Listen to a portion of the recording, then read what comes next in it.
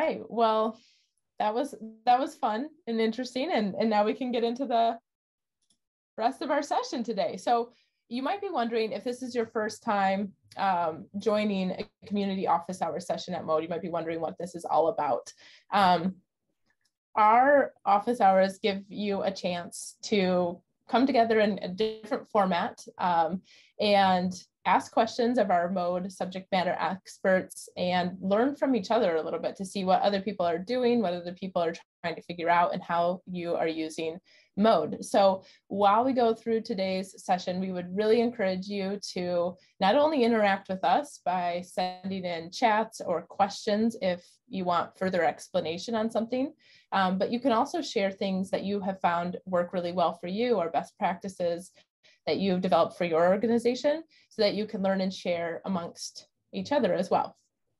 So today what we're going to be doing is we're going to start by going over the different types of tables that you can build in Mode. And then we're going to answer do some question and answer. So these are questions that you submitted during your registration process for this session. And then we're going to go through a demo, show you how to build tables and use best practices from start to finish. And then we'll follow up with sharing how you can connect with each other to continue learning down the road. All right, so let's kick it off by meeting your subject matter experts. So today on the call, we have Nassif and Alfredo as our subject matter experts. And we also have Nancy on the call. She's not on the slide, but she's the one managing. She's a subject matter expert for Zoom webinars, all of the operations behind the scenes. So we really appreciate her being here today too. So I'll hand it over, Nassif, to you first, if you want to introduce yourself. Hi, everybody. My name is Nassif Abou-Salnito. I've been working on this industry data visualization particular for more time I care to admit at this point, but I'm with Mode for the last 1.5 years, having a blast working on this project. I think that we really, from the many projects I worked with, there is this really cool combination of exploration and presentation. And I'm glad that you are all here to learn more about the project. Awesome. Now, Alfredo, do you want to introduce yourself? Yep. Hi, everyone. My name is Alfredo. I might have interacted with some of you from the support side, as I'm a support engineer on the support team.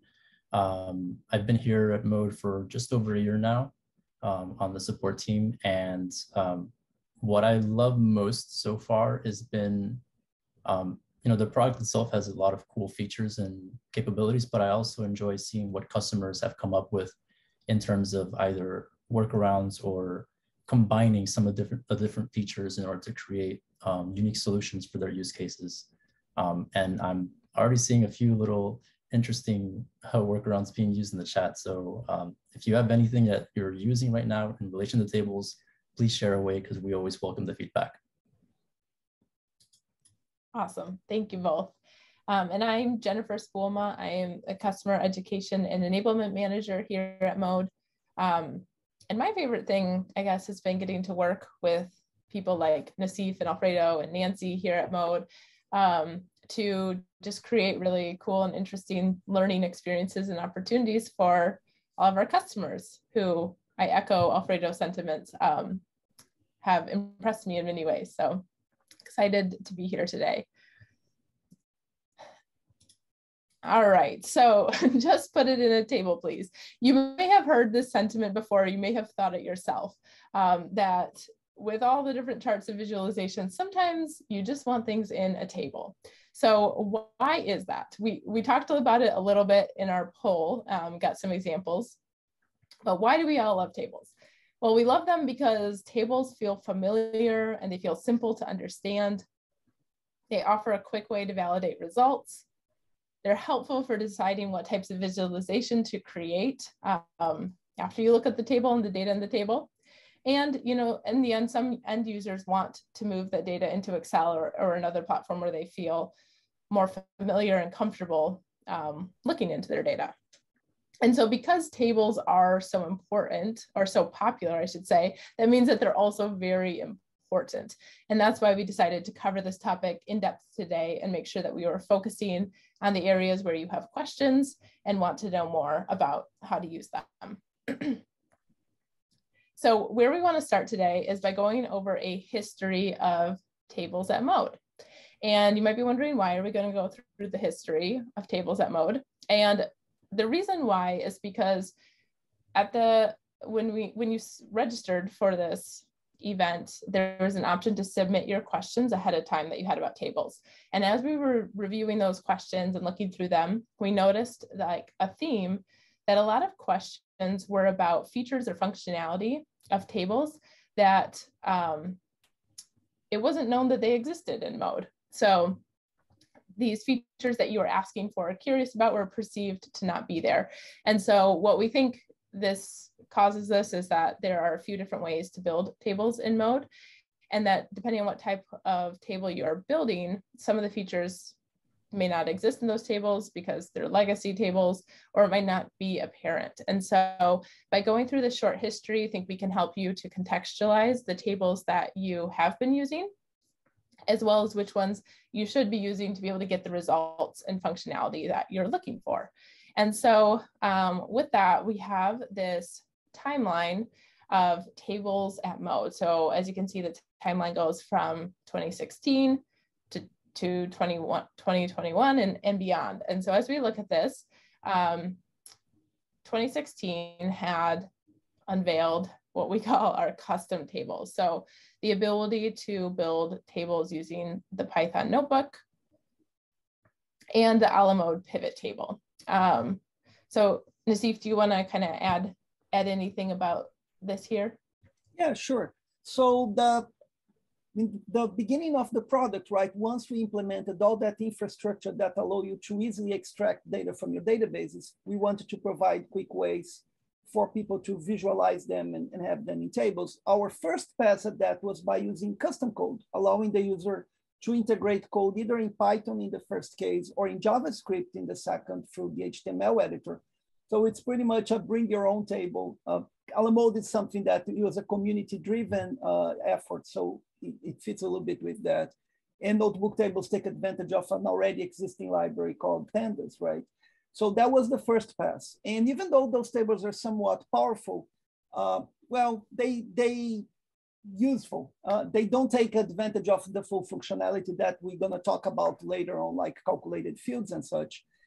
But we got feedback that customers wanted something that was easier to create in Mode. Therefore, we started investing in what we call native tables. Yeah, and so that brings us to 2017, where some legacy tables were launched. So that, or now I guess now we call it a legacy pivot table Yeah. in February, and then a display table.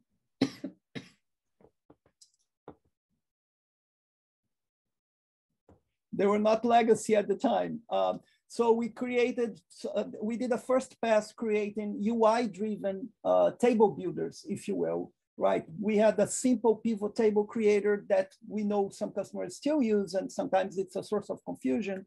And then we added something that we call display table, which would show everything that was a result from your query, right? And again, those things, they kind of move the ball forward. But our customers let us know that they still wanted more power, easier customization, and so we kept working on that. We listened and we kept working on defining those table builders. Important thing, and that is something that is true for the rest of the presentation. Typically, when we make this distinction between tables and pivot tables. The tables are typically non-aggregated, or they don't do any aggregation on top of the aggregation you might have done already on your SQL query. So like the display table, and then the next one we're gonna see. Nancy, can you move the presentation for it? Or is that Jennifer that was controlling it? Yeah. So both the display table and the quick charts list table, they will show you one entry on the table for each row on that result set. While the legacy pivot table and next, please.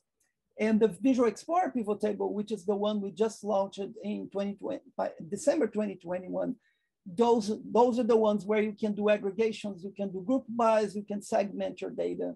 So they're different use cases. That's why we support them both, but that's a common source of confusion in some cases. Yeah, so now we'll be jumping into the different types of tables, just giving a brief overview on some of them and why you may or may want to use specific tables. And so the first category we're jumping into are the custom tables that you saw in the timeline. And the first one of them is the Alamode pivot table. And as Nassif mentioned, we have an Alamode library, which has a ton of different functions available to create custom visualizations. Among them is this Alamode pivot table. And as also previously mentioned, this was our first pass at creating this sort of pivoted visualization to compare data and group data. And this required editing within the HTML editor with custom JavaScript code by way of that Alamode library to present this visualization. It allows you to drag and drop elements to create the pivot table. So in basic use cases, it can be helpful to get a quick glance at things, but it does require a bit of knowledge in terms of setting up the JavaScript code in order to have the chart displayed. The other type of custom table that we have is the notebook table, which effectively is by way of the notebook, which can be used in either Python or R. You can create data frames using the pandas library. With that library, you can also either display a data frame as is, much like a quick table that's just a listed table without aggregations, or you could create a pivot table, such as the example on the screen, also using the pandas library. So that's another alternative in case you wanted to use Python in order to manipulate the data or massage the data in a specific way with some other third-party libraries and then produce an output. This would be another path in terms of creating some sort of visualization based on custom needs based on the data set. Awesome. Thank you so much, Alfredo. I know you're going to keep going into these, but I wanted to pause for a quick second. And Nancy, would you mind sharing the community report in the chat? Alfredo took the time to build out a report in our community workspace that showcases and has an example of each of these types of tables so that you can look at them, interact with them, and kind of explore the differences between them. And you can do that now while we're on the call or later on if that works for you as well. So just wanted to highlight that before you kept going, but take it away. Thanks, Jennifer. And also you should be able to clone the report. It is only using data from the Mode public warehouse. So feel free to clone it, manipulate it, test it, work, play with it or as you see fit. I tried adding some comments for the JavaScript and Python tables so that you have an idea of what's going on. And so enjoy. The next category we have is the what were formerly known as the native tables. Now we refer to them as legacy tables. And the first one that I'll go over is the legacy pivot table. This was our second pass at creating these table visualizations that were easy to create by users with a more familiar drag and drop interface that didn't require any additional code via JavaScript or Python. So this is still available in the product today, but there are some limitations that also align with the next table I'll go over, in that they do not leverage Helix. So similar to the display table, these two tables, if you're on a plan that uses Helix for managing those large data sets, these two tables are limited in that they are not compatible with Helix. There are other tables that we'll go into in a bit that are Helix supported, but this display table is also a legacy table that is still available in some capacity. It's not an automatic creation and it's not available in that simple drop down when creating a chart. It is automatically generated by a setting in the SQL editor settings, which is available on our help site. But the display table was just a simple listing table of columns and rows based on the associated values. there's no support for calculated fields in these display tables, as well as in the legacy pivot table, which is another important thing to note. So these two legacy tables are helpful for small data sets, and if you are not doing any advanced sort of analysis in terms of calculated fields or aggregations. Cool. Now I'll pass it off to Nassif to speak about our native tables today. Okay. So next slide, please. So the new version, if you will, of the display table is what we call the quick charts list table. I just saw a question in the chat. Yes, we're going to go through that. The quick charts, the list table, quick charts is the set of user interfaces we have to make it easy to create simple charts. But some English we call a chart picker. So we have one for creating tables as well. The main difference from the display table we just talked about is that you can choose which of the columns you want to see, right? So just drag and drop. It's a drag and drop interface. It supports paging, which is great because your table might be very large, but you can quickly see the very first page and then navigate through that. And it has some basic formatting capabilities as well. So that's a very neat table. There are lots of people using it. But the really star of the constellation, if you will, right now, is the Visual Explorer pivot table. Right? Nassif, can I stop you here for a second? Yes. Before you say anything about the Visual Explorer table, I do want to launch our next poll to see if people have experienced or used the Visual Explorer to build out a table before. So Nancy, if you would launch poll number 2, that'd be awesome. All right, so simple question. We just want to know if you have tried using Visual Explorer to build out a table before. And if you have anything to add about your answer, feel free to put that in the chat too, for any context about if you found it enjoyable, if you got stuck someplace, or what you thought.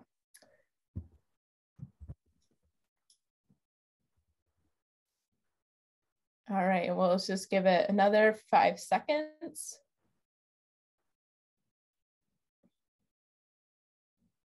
All right, I think we can, oh, okay, we're getting a lot of last minute responses. Okay, I think you can close it, Nancy.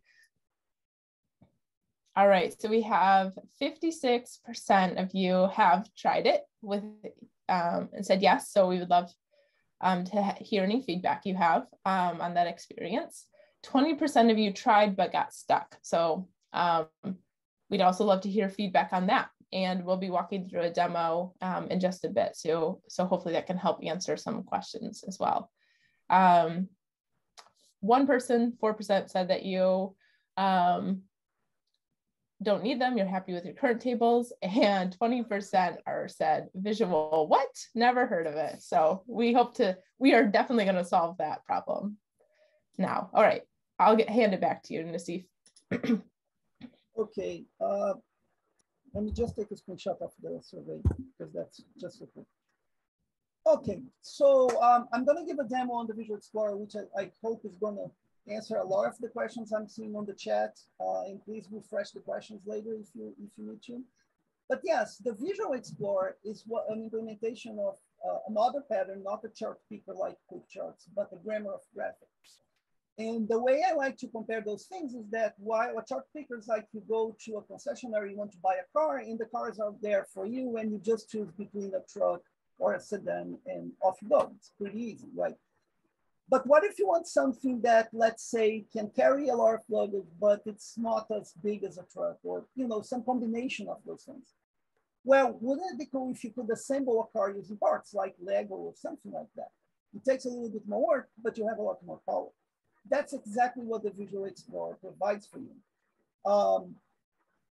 So when not only you can create some very advanced charts, you can also create tables. In fact, the whole metaphor is that a table is just a kind of data visualization.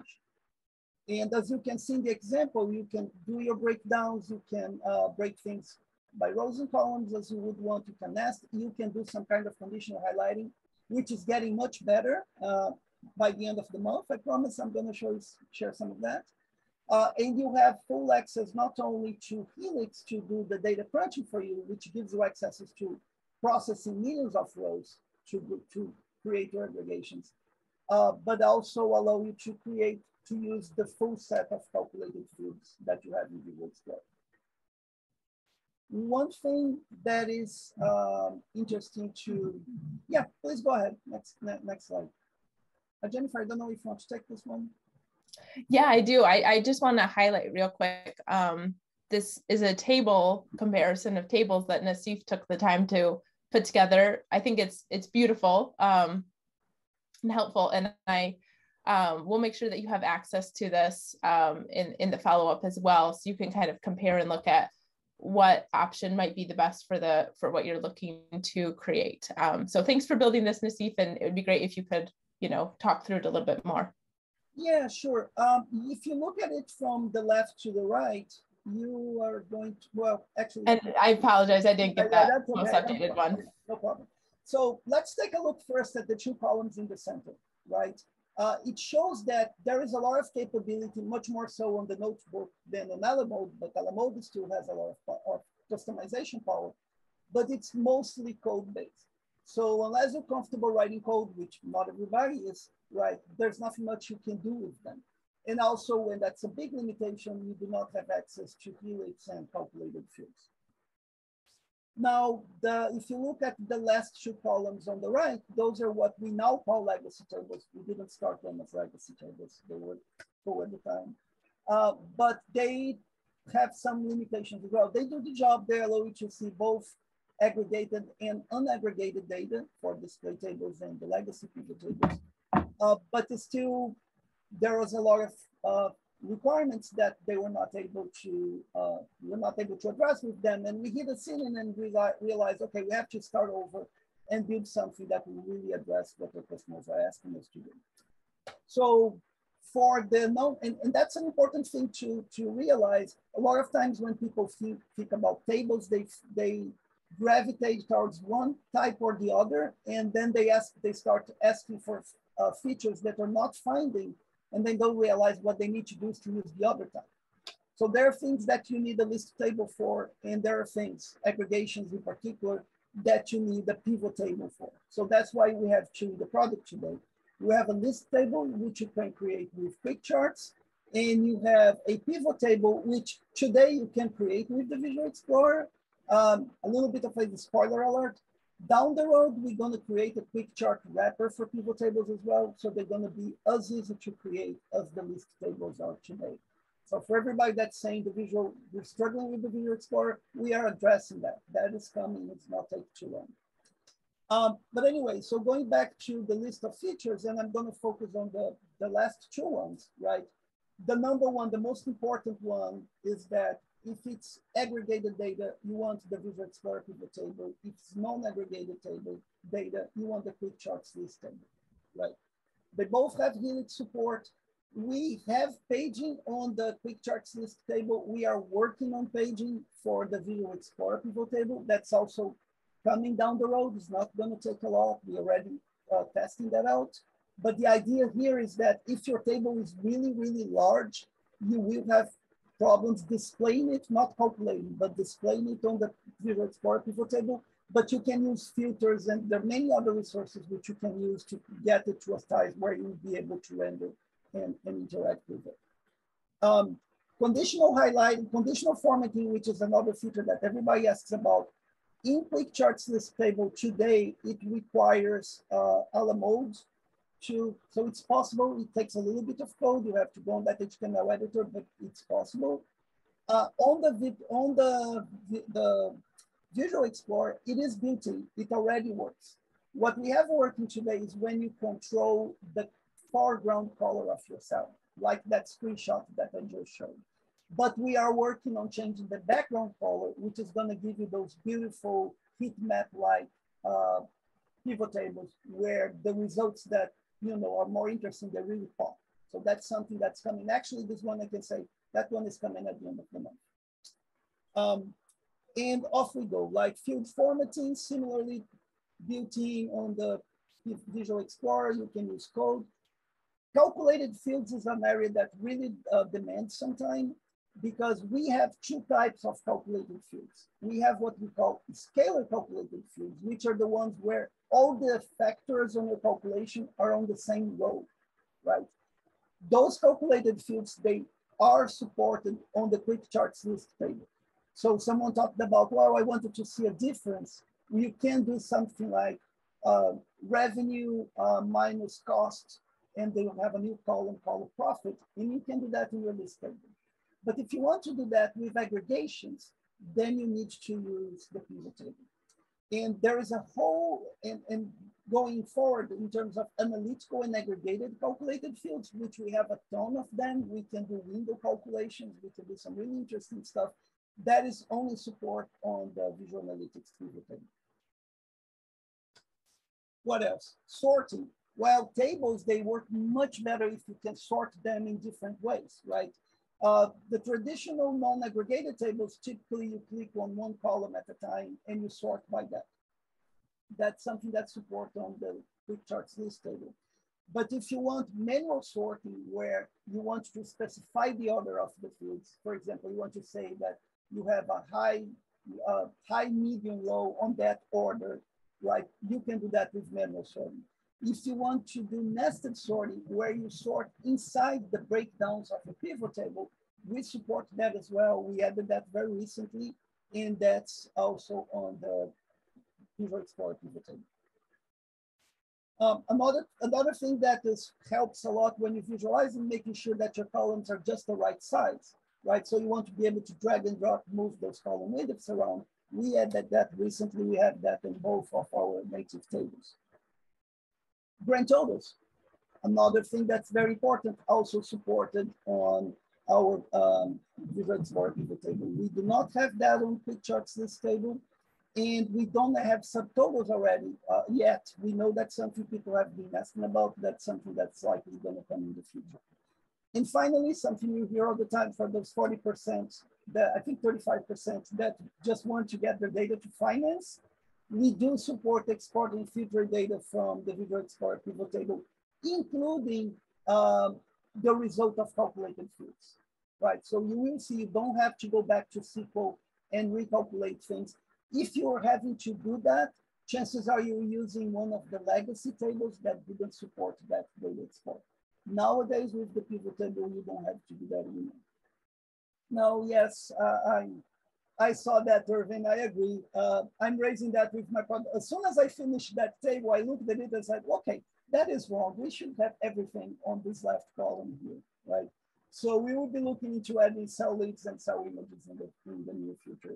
That's a promise. It's not there yet, but we made sure that gets on the roadmap. It's totally something that we should be able to support. Yeah, and Juan's message about the Alamo capability to display URLs encapsulated, I did pass that feedback on very recently because we eventually would like to, remove the deprecated fields tables and move folks onto newer tables. But we know that some features that folks like are still only possible in those tables, like that link encapsulation. So rest assured that feedback like that is making its way to the appropriate team so that we can reach parity of features between the table types so that it makes it a more easier transition for people to move on to the native tables moving forward. Awesome. Thank you both. And thank you to all of you for submitting those questions and thoughts and feedback. We are going to go through a kind of short, quick question and answer segment here. And Nassif and Alfredo are going to answer these questions briefly, and then we're going to show you how to do these things you're asking about in the demo. So we'll start with the question, what's the best way to make a quick pivot table in Mode? Well, the Visual Explorer, that's the easiest and simplest answer. Even though there were some comments in the chat that mentioned that it has a slight learning curve in terms of learning how to use it because it's such a different way to creating visualizations. We do have a Visual Explorer field guide as one of our resources that helps in creating Visual Explorer pivot tables, which has been really helpful. I share it almost on a weekly basis with customers so that they're able to see an example step by step on how to create a pivot table in the Visual Explorer. And that will that will help in terms of giving you access to all of the neat features that the Visual Explorer is taking advantage of, whether that's full use of calculated fields, sorting, or some of the features coming down the road in terms of conditional formatting. We definitely encourage you to, if you haven't tried it, for those that haven't, please give it a try, because not only will you potentially find that you can create the visualizations you're looking for, but perhaps those that you might not have been thinking of. And you can also give us valuable feedback in terms of what you like, what you don't like, so we can continue improving the Visual Explorer. Awesome. And I did link the field guide that Alfredo was referring to in the chat. Okay, next question, how to make an aggregation in a table. Nassif, do you want to answer this one quickly? Yeah, I'm going to show that on the demo as well, but you can either, for example, if you want to do something like count on a dimension, that's a right click on that field. So typically on the Visual Explorer, that's the way you operate on things on that right side panel with the fields, which are the variables that you're assigning to the table. And if you click on those fields, you're going to get access to a lot of different things you can do, aggregation, sorting, and many other things as well. So it's just know where to click. Yeah, we will show that one, since it will probably be easier to follow in a demo. Question number 3, how can we do table calculations in Mode? Or in what tables can we do table calculations in Mode? Alfredo, do you want to answer? Yeah, so that's where you can take this question in a few different ways. As we mentioned, I guess if you are looking at calculations in terms of calculated fields, that's one path we can take in terms of what tables support calculated fields, and also specifically what types of calculated fields are supported by those tables. So the legacy tables, all of them, whether it's with custom code or our native legacy tables, they do not support calculated fields. Only our current native tables, such as the Quick Charts list table and the Visual Explorer, support calculated fields. And as Nassif mentioned, when it comes to calculated fields on those two tables, the Visual Explorer supports all calculated fields, provided that the syntax is correct. And for the Quick Chart list tables, we do not support those aggregates or analytical calculated fields. So keep that in mind as you're deciding which type of table to build in terms of creating calculations. Another path you can look at this in terms of calculations is perhaps, comparing data, or, creating aggregations not specifically with calculated fields. We would recommend the Visual Explorer for that, because there are features such as the quick calculations, which allows you to quickly create these, whether it's totals or comparisons between different data points, differences between the last data point or the first value. And there's a UI feature called quick calculations that we would encourage you to look into, so that you can make different types of calculations according to your needs. All right. How can I add conditional formatting to my table? So conditional formatting in the table is basically color, right? So the way that the easiest way to just, if you have a measure or a category from which you want to derive your colors, your color values, you can just drop that on that color shelf. We're going to show that as well. It's easier to see. But the real power comes if you combine calculated fields with color, because then you can create a calculated field with particular ranges or any kind of field that you want. And then you put that in color, and our colors now have a feature called color mapping, where you can go in, because typically when you add something like a category, it could be a calculated field that defines that category that you're going to use for conditional formatting, right? You select the palette, and there is a default mapping of values to colors. But then using color mapping, you can be very precise. And so just as an example, let's say you create a calculated field that says everything from 0 to 15 is a child, everything from 15 to 24. You can create age ranges. And then you can associate particular color for each one of those age ranges, right? So you have control over the values of your range of the colors, and pretty soon if you want them on the foreground or the background. So yeah, Visual Explorer is going to be able to create some really cool conditional formatting tables for you. If I can add a bit to that as well, or just kind of ask this question, Nassif. We have different types of color palettes, such as divergent and categorical. Would we support both color palettes with that conditional formatting, or just one of them? There's no restriction. You can choose any kind of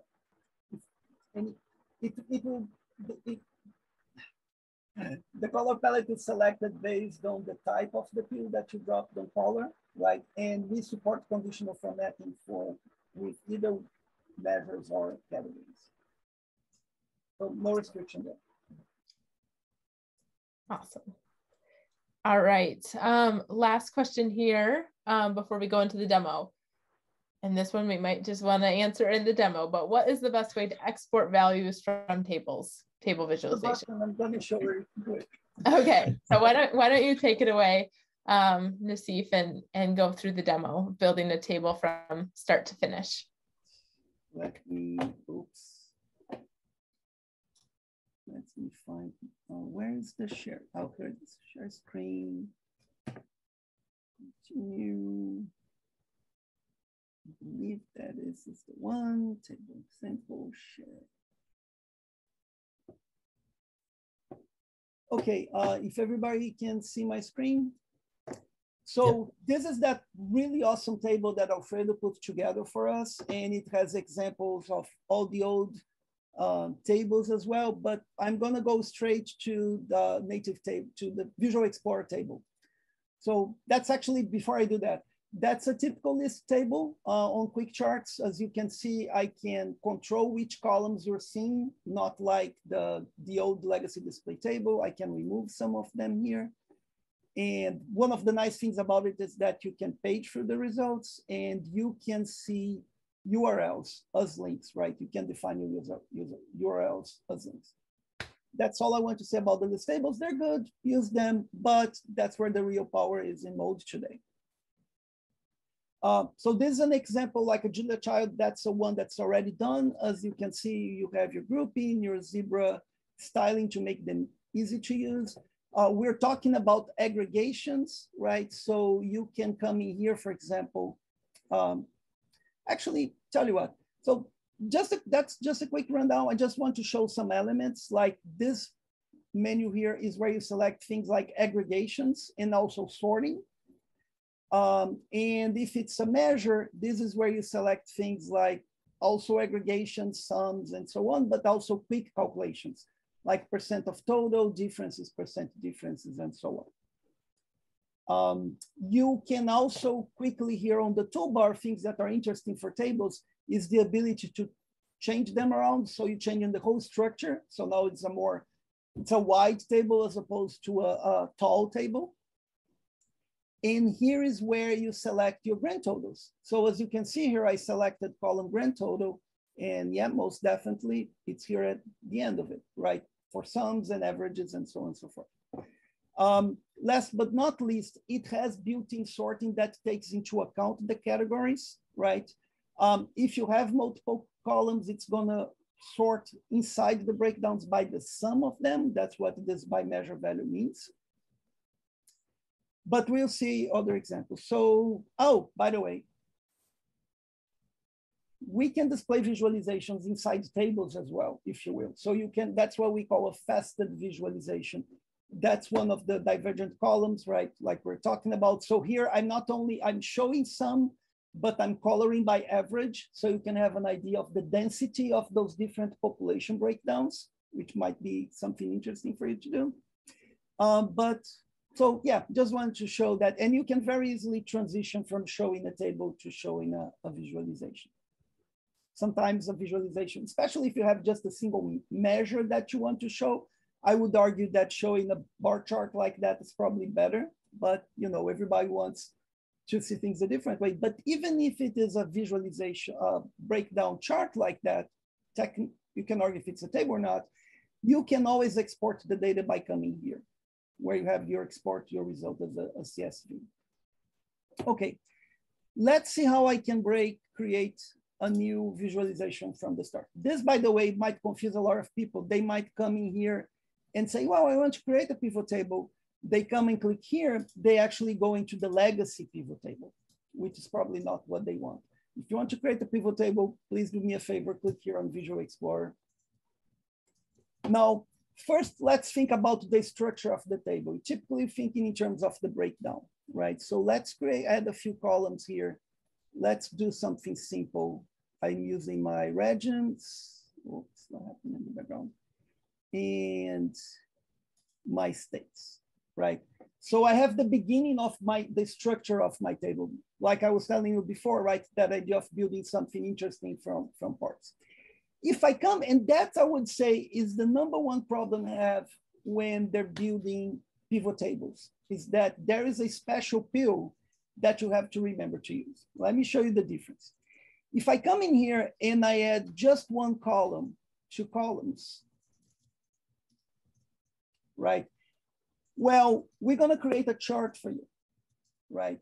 What you want is to see text go, right? So you might want to come in here and say, well, let's change that to text. That's still not what you want. What you really want is to communicate that you want to create columns that are not about X's, but really about displaying cells. So what you want to do is to remove this. And the first thing you want to do is to drop measure names, right? Once you drop measure names, you set yourself to start building a table. And the next step is to build measure values here in text, the text channel. Now it's starting to look more like a pivot table, right? Now, from that point on, I can add my measures and I can have as many as many columns with measures with those aggregated values, if you will, as I want over here. I can still break this down if I want. Let's say I want to move my state. That's going to be a funky looking one, but just for the sake of experiment, right?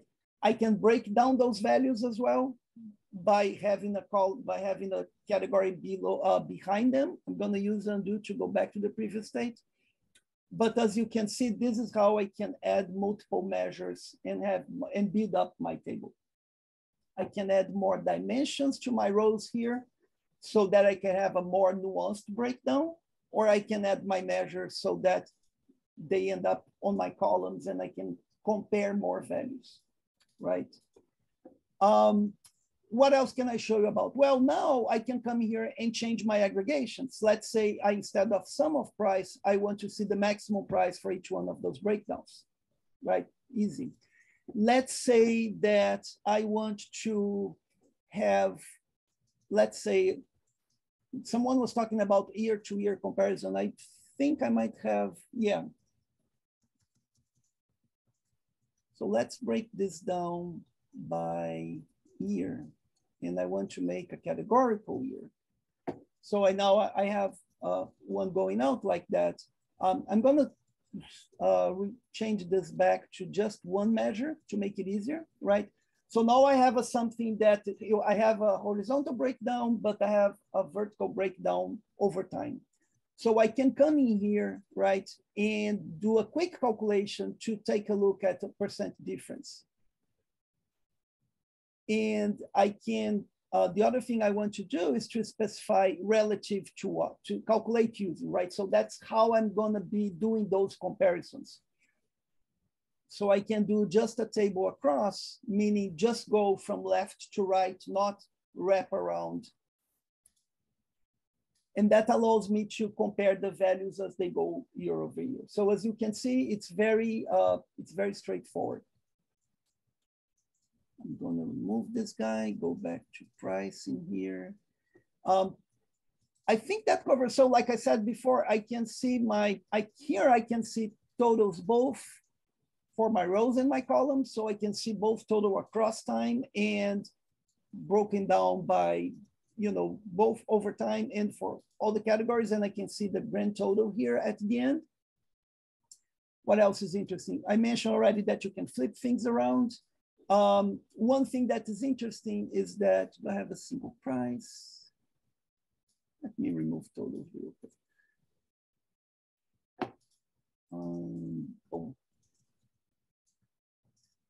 Oh yeah, I want to remove that just to make it simple.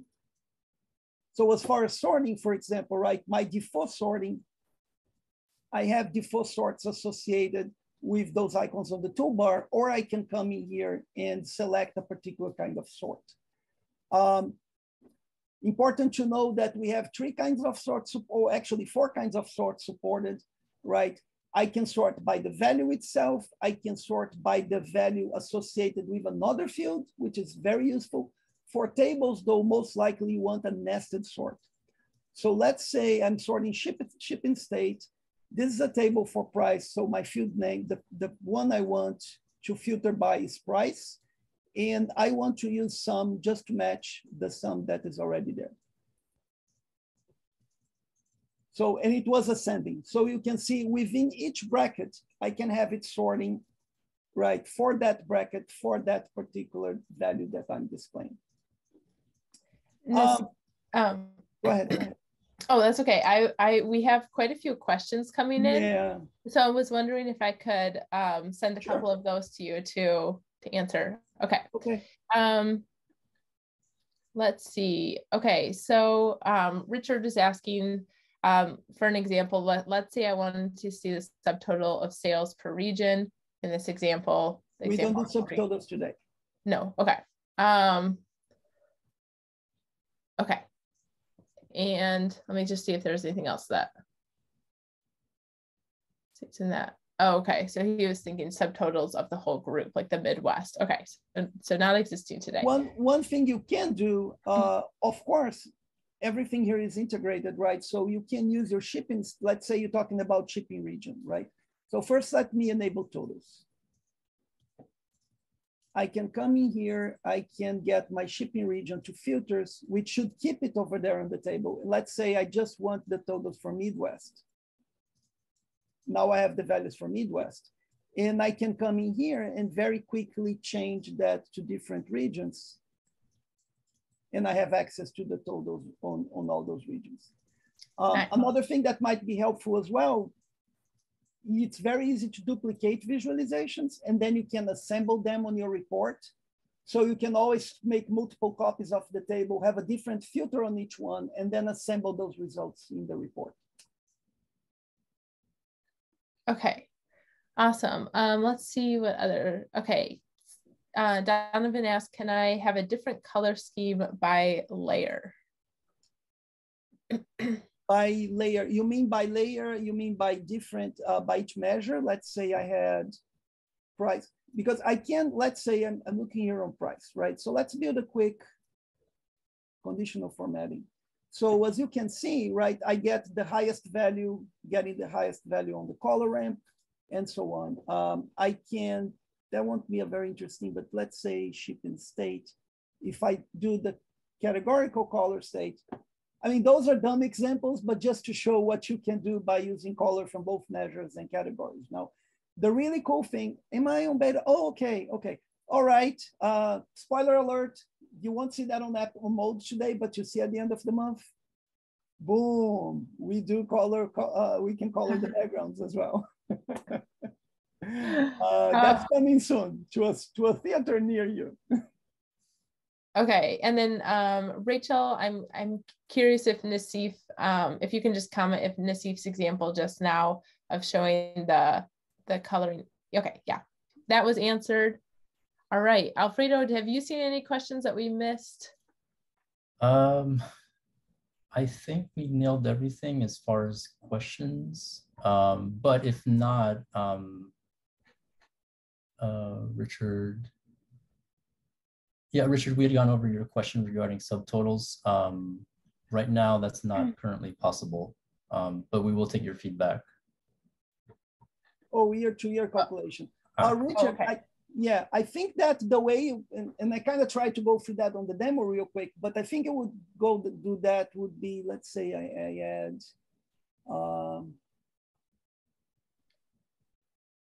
so you want to make sure you have it as, let's say year, if you have it as a discrete value, right? So you have a year over year. I'm going to take color out just to eliminate that distraction. And then So one of the ways you can do this kind of moving difference would be by coming here to the measure and say you want a quick calculation of percent difference. So if you want to compare, if you want to calculate something else that is not covered in our quick calculations, you can always create a calculated field. For year over year, it would take me a little bit more time to do in the demo. I would like to do some research, but let me do some simple calculation. Actually, I prepared an example for calculated fields. What was that? Yeah. So let's say I'm looking at rating. I'm going to remove price here, right? And I want to look at the average rating. I'm going to remove year as well. Now, oh yeah, I'm going to remove this filter. Yeah, pretty sure there was some. Oh, there was some null values before. Bummer. Was it something else? Anyway, so let's say I want to calculate the average, not of rating, but some adjusted rating, right? Let's say for whatever reason, and I'm going to create an easy one. Rating times 10, right? So now that I didn't give it a name. I believe it shows up here.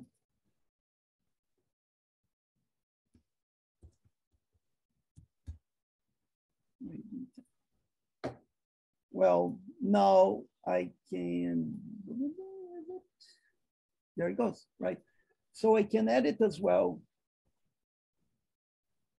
And yeah, I think that guy, you have null values. That might be why you're seeing the difference like that. Oh no, but that's some, sorry. So as you can see, I can adjust my numbers on the fly very quickly by wrapping them up in calculated fields. And those values should be available for you when you export, like those 40.7, for example. You can see here, both of the values are available for me when I export. Okay, Richard, let's see. And I think Nassif, just in light of the time here, I think maybe we can follow up with Richard yeah, that might on be this better. question. Yeah.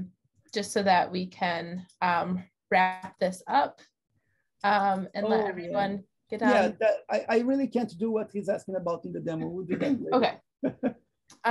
But thank you for sharing that use case, Richard. That is really helpful for us to know. So the last thing I wanted to highlight here is that we do have a way for you to connect with each other and collaborate more on your tables and any problems or situations or strategies you're looking for additional eyes on. So Nancy, if you want to share the link to this, it's a survey that you'll fill out, provide some information about what you're happy to help answer questions on, what you're looking and seeking answers from yourself. And when you fill this out, you'll get access to a spreadsheet with other people's contact information so you can connect and follow up with each other. Okay, Nancy just shared that. So you have access to that there. And then we also want to let you know about our upcoming office hours session. So our next session will be 2 weeks from today on July 27. Same time, 10 a.m. Pacific, and you can register from the link that Nancy just shared. So thank you, Nancy. So you can register there so you don't miss out.